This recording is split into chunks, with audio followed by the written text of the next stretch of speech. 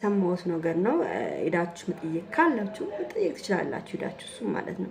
እንግዲህ ዛሬ ቀውጢ ነበር ነው የተባለው። አብርሽ እንግዲህ በዋስ ይወጣል ተብሎ እንግዲህ ሄርሚ እየተሯሯጠች ነው ያለችው። እንግዲህ አብርሃም ዛሬ ከእግዚአብሔር ጋር ይፈታል የሚባል ወሬ ተሰምቷል ማለት ነው።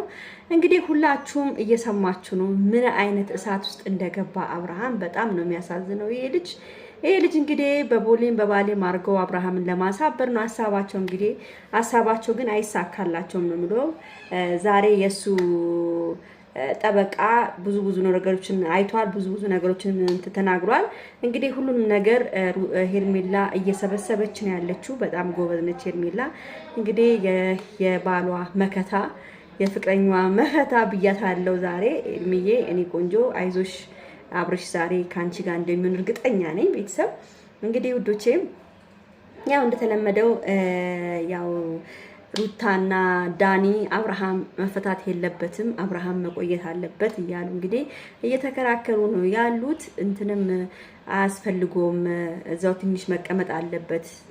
እኛ በጣም ስለተጎዳን እሱም የኛን ማየት አለበት ይው እና ለእኛን ያለ በውሸት በመጠርጠር የሰውን ሰው እስር ቤት አስገብቷል ከእነ ወንድሙ ጭምር። ለዚህ አብርሃም አሁን መውጣት የለበትም ብለው እንግዲህ ክርክር እያቀረቡ ነው ያሉት።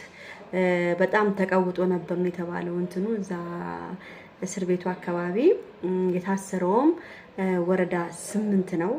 ወደ እንትን አካባቢ ወደ ሀያት አካባቢ ነው የታሰረው። ቤተሰብ እንግዲህ መጠየቅ ከፈለጋችሁ ወደ ሀያት ያለው ወረዳ 8 ያለው እስር ቤት ነው እንግዲህ አብርሃም ያለው ማለት ነው።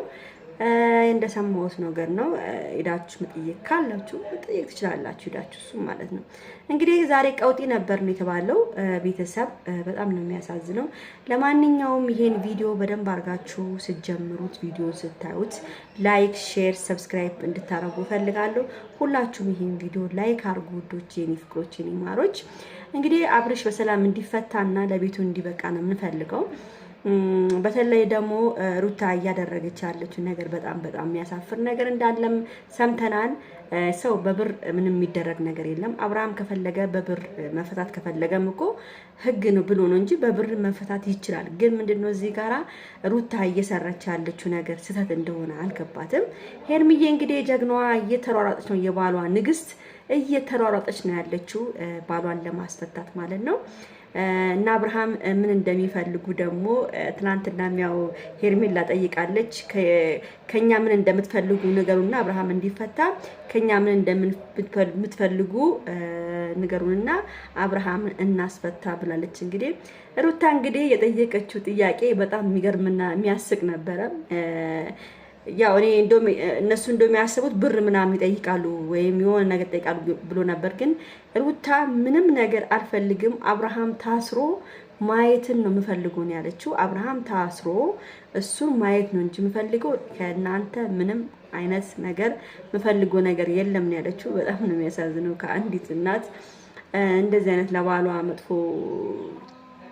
ራስ ላይ ማስቀመጥ በጣም የሚደብር ነገር ነው። እንግዲህ ቤተሰብ የሩታ ጎረቤት እንግዲህ ደውዬላትም ነበረ፣ ጠይቂያት ነበረ። በቃ ተውት የሩታ ቤት በቃ ጭፈራ ቤት ብሉት ነው ያለችው። ማይመጣ ሰው የለም፣ ማይመክራት ሰው የለም ነው ያለችው። በቃ ያም ይመጣል ሌላ ሐሳብ ነው ያለችው። ያም ይመጣል ሌላ ሐሳብ ነው። በጣም ብዙ ሰዎች ይመጣሉ ቤት ውስጥ እና ሩታ በራሷ ቁጭ ብላ ብታስብ ጥሩ ይመስለናል። ግን ሩታ በአሁን ሰዓት በራሷ እያሰበች አይደለም፣ በሰው ጭንቅላት ነው እያሰበች ያለችው። በጣም ነው የሚያሳዝነው። አብርሃምን የመሰለ ሰው ላይ እንደዚህ ማድረግ የለባትም። እንግዲህ ልጇም ደግሞ ያሳዝናል። ምን አይነት ጭካኔ እንደሆነ አላቅም ነው ያለችው። እኔ እውነት በጣም ነው ልቤ የተሰበረው አብርሃም በእንደዚህ አይነት ደረጃ ስናየው ማለት ነው። ቤተሰብ ሄርሜላም እንግዲህ ያው እርጉዝ እንደሆነች ታውቃላችሁ። በእርግዝናዋ ነው እየተሯሯጠች ያለችው።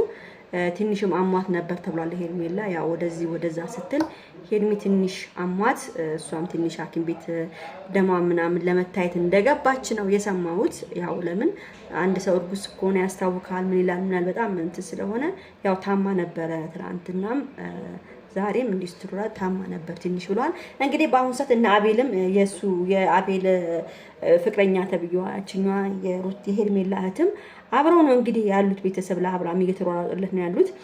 ጋሽዬም በጣም እንዳዘኑ እንዴት እንደዚህ እንዳደረገች ብቻ ግራን የገባን ነው።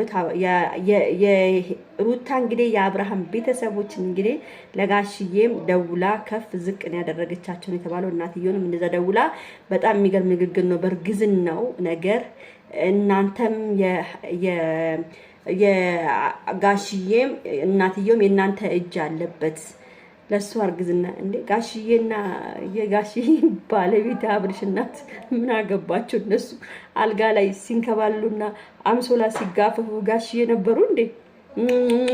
ሲያደርጉ ጋሽዬ ነበሩ እንዴ? ለጋሽዬ ደውለሽ የምትዩ ማርገዟ እኮ በራሳቸው ነው ያረገዘችው። እዛው አምሶላ ተጋፋው፣ እዛው ተሳስመው፣ እዛው ተላልሰው ነው ያረገዘችው ልጅቱ። ጋሽዬ እንግዲህ ቁጭ ብሎ አይ እንኩ አብርሃም እዚች ቃላ እዚች ያስገባል አሉ። አብርሃም በራሱ ነው እቃውን ሰዶ ያስገባው። እንግዲህ ምንም ሊደረግ አይቻልም። ቤተሰብ አይደለ እንግዲህ አብርሃምና የሄርሜላ ነገር ያው አሪፍ ነው። እንግዲህ አብርሃም ከተፈታ ሌላ ቦታ ሄዶ ይዝናናሉ ብዬ አስባለሁ። ለምን በጣም ጭንቅላቸው እየጦዘ ነው ያለው። ሄርሜላ ምርጉዝ ስለሆነች ማረፍ ያስፈልጋታል። እንግዲህ ሩታም ማረፍ ተፈታስ ያስፈልጋታል ብዬ አስባለሁ። እውነት ሩታ ሞታ መዝናናት አለባት። ብቻዋን በቃ ብቻዋን ልጇን ይዛ የሆነ ቦታ በቃ ባህር ያለበት ቦታ ሂዳ ፏ ብላ በቃ መዝናናት። እግዚአብሔርን ነው የምላችሁ። ከዚህ ሁሉ ጭንቀት በቃ እንዴ ምንድነው እንደዚህ ለባህል ላይ እንደዚህ አይነት በቃ መትረየስ የሆነ ነገር ከማድረግ ዳኒ የምትባለው ሙጣ ተዝናና፣ ሂድ ህይወትን የሰው ህይወት ላትግባ። በቃ እንዴ አለቀ እኮ ነገሩ። በቃ ተፋቱ እኮ ሆኗል እኮ በቃ።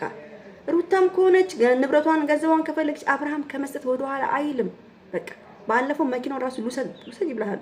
ቤት አለ፣ ስንት ነገር አለ፣ ንብረት መሰላችሁ አብርሃምና ሩታ ያፈሩት ነገር ማለት ነው። ስለዚህ በቃ ኧረ በስመ አብ በጣም እናንተስ በዛ በጣም እና ቤተሰብ ይሄን ቪዲዮ በደንብ አድርጋችሁ ላይክ፣ ሼር፣ ሰብስክራይብ አድርጉ። በተረፈ ወዳችኋለሁ፣ አከብራችኋለሁ። ሰላም ሁኑ። ቻው። ሄርሚዬ እግዚአብሔር ይማርሽኝ ቆንጆ